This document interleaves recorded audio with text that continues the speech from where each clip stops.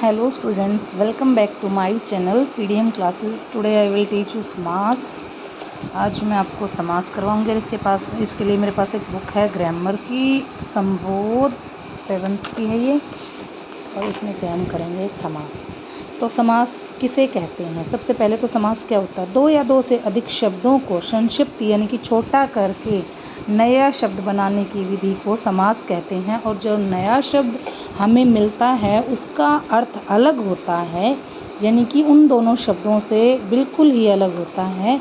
इस विधि से संक्षिप्त करने को हम समास कहते हैं, यानी कि दो या दो से अधिक शब्दों को छोटा करके बनाने की विधि को हम समास कहते हैं। तो समास में जैसे हमने ये ऊपर एग्जाम्पल देखते हैं, बैल जमा गाड़ी, बैल की गाड़ी यानी कि बैलगाड़ी। और ये आ गया चार राहों का समूह, यानी कि चार जमा राह, चौराहा, चार राहों का समूह। नील कमल, नील प्लस कमल, नीला है जो कमल। इसमें समास में होता क्या है? तो ये जो उदाहरण दिए गए हैं ना, तो इससे में देखते हैं हम। इसमें पहले शब्द को पूर्व पद, यानी कि देखो बैल जमा गाड़ी, तो बैल है इसमें पूर्व पद और गाड़ी है इसमें उत्तर पद। पहला पद यानी कि इसमें दो पद होते हैं। समास में क्या ध्यान देने वाली बात है, इसमें दो पद होते हैं, पूर्व पद और उत्तर पद। जैसे कि बैल, चार और नील पूर्व पद हैं, गाड़ी, राह और कमल हमारा उत्तर पद है। और जो हमें इन दोनों को मिलाकर जो भी हमें मिला है उसे हम समस्त पद कहते हैं। जैसे बैल जमा गाड़ी, बैलगाड़ी, चार जमा राह, चौराहा, और नील जमा में कमल है, नील कमल। तो जो हमें नया शब्द मिला है बना के, तो उसे हम समस्त पद कहते हैं। अब हम आ गए समास के भेद। तो समास के हैं 6 भेद। समास के 6 भेद होते हैं। नंबर 1 है अविभावी समास, नंबर 2 है तत्पुरुष समास, नंबर 3 कर्मधारय, नंबर 4 है द्विगु, और नंबर 4 है द्वंद्व, और छठा है हमारा बहुब्रीहि समास। तो अब हम इसके जो भेद हैं उसको एक्सप्लेन करते हैं। सबसे पहला है हमारा अविभावी समास। जिस समास पद का पहला पद अवयव हो, अवयव वो शब्द होता है जिसमें कि लिंग, वचन और काल के कारण कोई भी प्रभाव नहीं पड़ता है, यानी कि वो बिल्कुल भी नहीं बदलता, ऐसे कैसे रहता है। लिंग, वचन और काल के कारण जिस शब्द पर कोई भी प्रभाव ना पड़े उसे अवयव कहते हैं। तो इसमें क्या बताया गया है, जिस समस्त पद का पहला पद अवयव हो, यानी कि मुख्य हो या प्रधान हो, और समस्त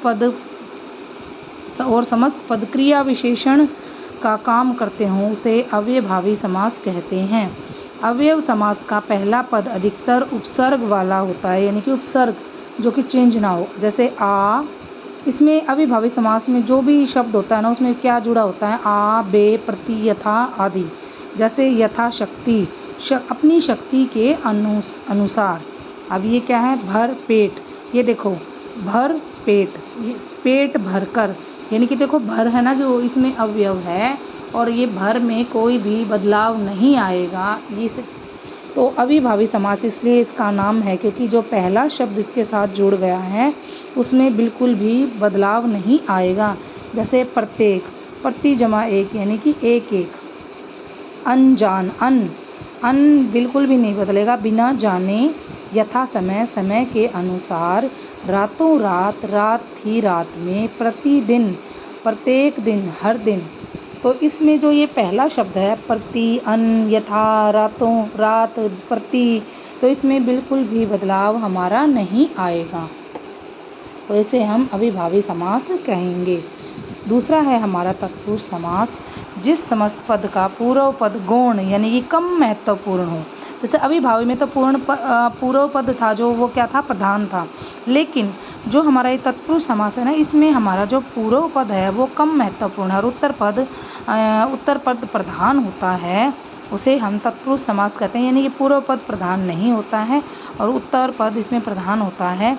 जिसमें जैसे कि हमारा एग्जाम्पल है वो तत्पुरुष समास हो गया। जैसे घुड़सवार, घोड़े पर, मतलब जो सवार है, घोड़े पर सवार। हस्त लिखित, हाथ से लिखा हुआ, लिखे हुए की क्या इम्पोर्टेंस है कि वो हाथ से लिखा हुआ है। कूड़ा घर, कूड़े के लिए घर। इसमें समस्त पद का विग्रह करके कारक चिन्हों का प्रयोग किया जाता है। यानी कि जब समस्त पद का हम विग्रह करेंगे ना, इसको अलग अलग करेंगे। विग्रह क्या होता है? समस्त पदों को अलग करने की विधि को हम विग्रह कहते हैं। तो इसमें जब हम विग्रह करेंगे तो क्या होगा? तो इसमें कारक चिन्हों का प्रयोग होगा और इसमें में, पर, से, का, के, की, इस तरह के शब्द जुड़ जाएंगे।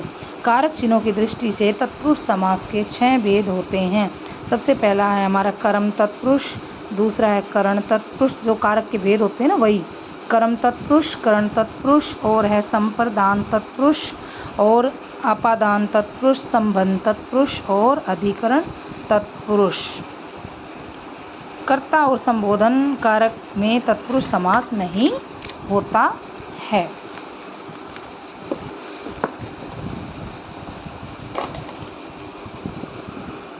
तो कर्म तत्पुरुष है जिस समास पद में के पूर्व पद में कर्म कारक का लोप होता है उसे हम क्या कहते हैं? उसे हम कर्म तत्पुरुष समास कहते हैं। जैसे ग्राम गत, ग्राम को गया हुआ, स्वर्ग प्राप्त, स्वर्ग को प्राप्त, को, कर्ता ने कर्म को, कर्म तत्पुरुष हो गया वही।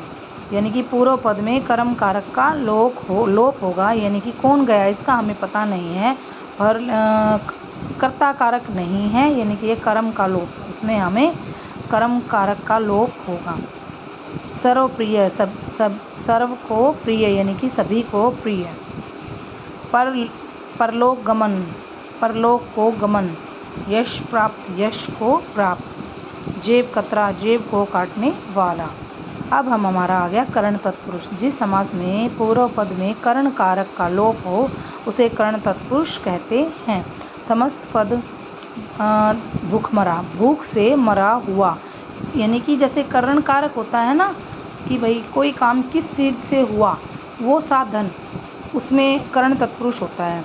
जैसे भूख से मरा हुआ है, किस चीज़ से मरा हुआ? भूख से। भयाकुल, भय से आकुल। रेखा अंकित, रेखांकित, रेखा से अंकित। स्वरचित, स्वयं से रचित। अगला है हमारा संप्रदान तत्पुरुष। संप्रदान में किसी चीज़ के लिए हमने, जैसे कारक में संप्रदान के लिए होता है, के लिए किस चीज़ के लिए हमने किया है। जिस समास में पूर्व पद से संप्रदान का लोप होता है उसे संप्रदान कारक तत्पुरुष समास कहते हैं। जैसे राह खर्च, राह के लिए खर्च। युद्ध भूमि, युद्ध के लिए भूमि। देशा अर्पण, देश के लिए अर्पण। डाक गाड़ी, डाक के लिए गाड़ी। बलि पशु, बलि के लिए पशु। देशभक्ति, देश के लिए भक्ति। हवन सामग्री, हवन के लिए सामग्री। नेक्स्ट है हमारा आपादान तत्पुरुष। जिस समास में पूर्व पद आपादान कारक का लोप होता है उसे आपादान तत्पुरुष समास कहते हैं। जैसे देश निकाला, देश से निकाला हुआ। अलग होना, यानी कि जो चीज़ अलग होने के लिए है ना, तो जैसे कारक में भी होता है से अलग होना, तो देश से अलग हुआ है ना, तो देश से निकाला। शक्ति से विहीन, शक्ति से विहीन, शक्ति विहीन। पद दलित, पद से दलित। रोग मुक्त, रोग से मुक्त। अब हमारा आ गया 5वां संबंध तत्पुरुष।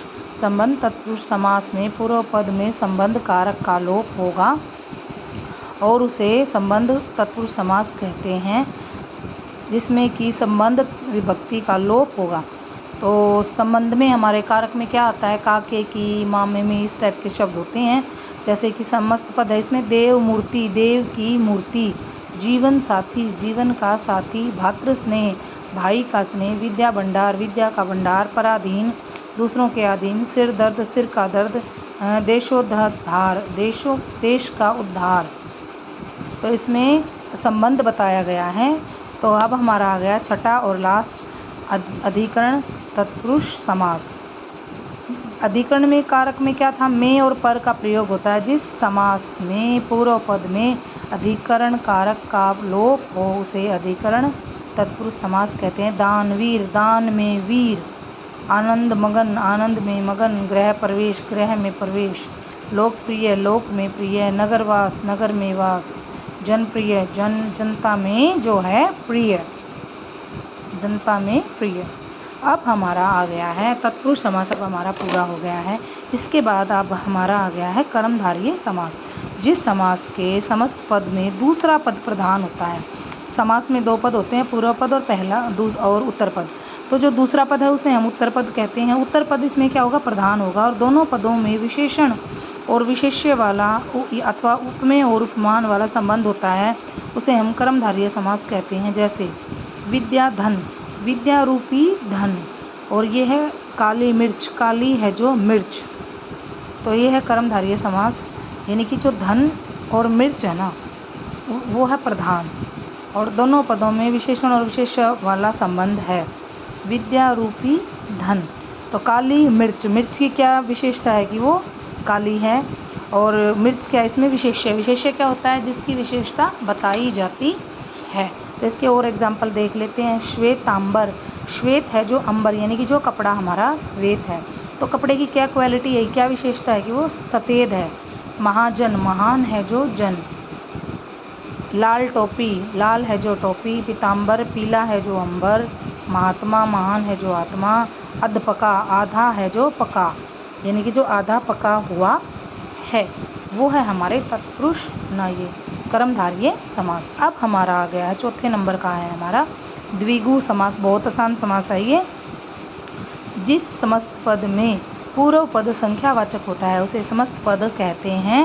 और जिस समस्त पद में पूर्व पद संख्यावाची हो और समस्त पद किसी समूह का बोध कराए, उसे हम द्विगु समास कहते हैं। जैसे सत सही, 700 दोहों का समूह।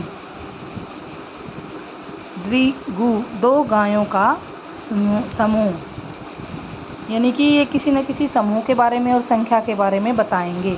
तो इसके एग्जाम्पल है हमारे चार पाई, चार पायों का समाहार, चार पायों का समूह।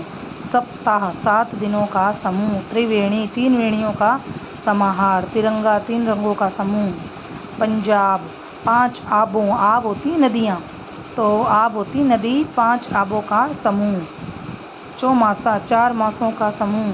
त्रिलोक, 3 लोकों का समूह। चौराहा, 4 राहों का समूह। अठन्नी, 8 आनों का समूह। त्रिकोण, 3 कोणों का समूह। नवरत्न, 9 रत्नों का समूह। नवरात्र, 9 रातों का समूह। दोपहर, 2 पहरों का समूह। चवन्नी, 4 आनों का समूह। त्रिफला, 3 फलों का समूह। समाहार, पंचवटी, 5 वटों का समूह। अष्टाध्यायी, 8 अध्यायों का समूह। शताब्दी, 100 वर्षों का समूह। दुराहा, 2 राहों का समूह। नवग्रह, 9 ग्रहों का समूह। अब हमारा आ गया है 5वां समास, वो है द्वंद्व समास। द्वंद्व शब्द का अर्थ है जोड़ा, यानी कि युग्म। जिस समस्त पद में दोनों पद प्रधान होते हैं और कोई भी पद गौण यानी कि कम महत्वपूर्ण नहीं होता है, वो हमारा द्वंद्व समास होता है। और इसमें समस्त पदों का विग्रह करने पर इसमें या फिर समुच्चय बोधक जोड़ने वाला वो लगेगा, उसको हम द्वंद्व समास कहते हैं। जैसे भाई बहन, दोनों पद प्रधान हैं, भाई और बहन, और विग्रह करने पर और या अथवा लगेगा। और इसमें जब विग्रह नहीं करते हैं तो इसमें क्या आएगा, उस समास में क्या आएगा, बीच में समुच्चय बोधक। खिड़की, दरवाज़ा, खिड़की अथवा दरवाज़ा। माता पिता, माता और पिता। इसके और एग्जाम्पल है रात दिन, रात और दिन। घी शक्कर, शक्कर और घी, घी और शक्कर। दाल रोटी, दाल और रोटी। भला बुरा, भला और बुरा। हार जीत, हार या जीत। अन्न जल, अन्न और जल। नदी नाले, नदी और नाले। लोभ मोह, लोभ और मोह। ऊपर नीचे, ऊपर या नीचे। विदेश, देश विदेश, देश या विदेश। ये हमारा द्वंद्व समास भी पूरा हो गया है। और अब हमारा आ गया है बहुव्रीहि समास। जिस समस्त पद में दोनों पदों गौण होते हैं और ये दोनों मिलकर किसी तीसरे पद विषय के बारे में बताते हैं। दोनों पद गौण होते हैं और जो तीसरा पद ही प्रधान होता है, यानी कि जो बनेगा ना वो तीसरा पद ही प्रधान होता है, उसे बहुव्रीहि समास कहते हैं। जैसे कि गिरिधर, गिरी को धारण, गिरी क्या होता है, पहाड़। गिरी को धारण करने वाला कौन थे, श्री कृष्ण भगवान। यानी कि बिल्कुल अलग अर्थ निकल के आया है। तो जो इसमें जो अलग अर्थ निकल के आता है और जो तीसरा पद प्रधान कर होता है वो हमारा बन जाता है बहुव्रीहि समास। वाणी वीणा पाणी, वीणा है पाणी या हाथ में जिसके, वो कौन है? सरस्वती। और है चंद्रशेखर, चांद है शिखर पर जिसके, अर्थात हमारे शिवजी भगवान। तो ये है हमारा बहुव्रीहि समास। तो इसके और एग्जाम्पल भी हैं हमारे पास। दशानन, 10 हैं आनन यानी कि सिर जिसके, वो कौन है? रावण। घनश्याम, जो घन के समान है श्याम यानी कि कृष्ण भगवान। चक्रधर, चक्र को धारण करने वाला कौन है? वो कृष्ण यानी कि विष्णु भगवान। मेघनाद, मेघ के समान नाद यानी कि रावण पुत्र। तिरंगा, 3 रंग हैं जिसके, यानी कि कौन है? वो भारत का झंडा। त्रिलोचन, 3 लोचन हैं जिसके, कौन है? वो शिवजी भगवान। गजानन, गंज के समान आनन यानी कि मुंह, हाथी के समान मुंह वाला कौन है? वो गणेश। यानी कि देखो बहुव्रीहि में बिल्कुल अलग अर्थ निकल के आता है, उसे हम बहुव्रीहि समास कहेंगे। और दीर्घ बाहु, दीर्घ बड़ी बाहें हैं जिसकी, कौन है? वो भगवान विष्णु। षडानन, षड यानी कि 6 सिर वाला कौन है? कार्तिकेय। विषधर, विष को धारण करने वाला अर्थात सांप। और सुलोचना, सुंदर है लोचन जिसके, स्त्री यानी कि कोई स्त्री विशेष। निशाचर, रात को विचरण करने वाला यानी कि राक्षस। 12 सिंगा, 12 हैं सिंह जिसके, यानी कि एक विशेष जानवर यानी कि हिरण। और चंद्रशेखर, चांद है शिखर पर जिसके, यानी कि भगवान शिव। महावीर, महान है जो वीर हनुमान। नीलकंठ, नीला है कंठ जिसका, यानी कि शिवजी भगवान। पद्मासना, पद्म यानी कि कमल है आसन जिसका, यानी कि वो कौन है? हमारी लक्ष्मी माता। तो इसमें जो है जो तीसरा पद यानी कि समस्त पद बन के आता है वो बिल्कुल अलग होता है, तो इसलिए इसको बहुव्रीहि समास कहते हैं। और ये हो गए हैं अभी हमारे सारे समास complete. Okay students, thank you.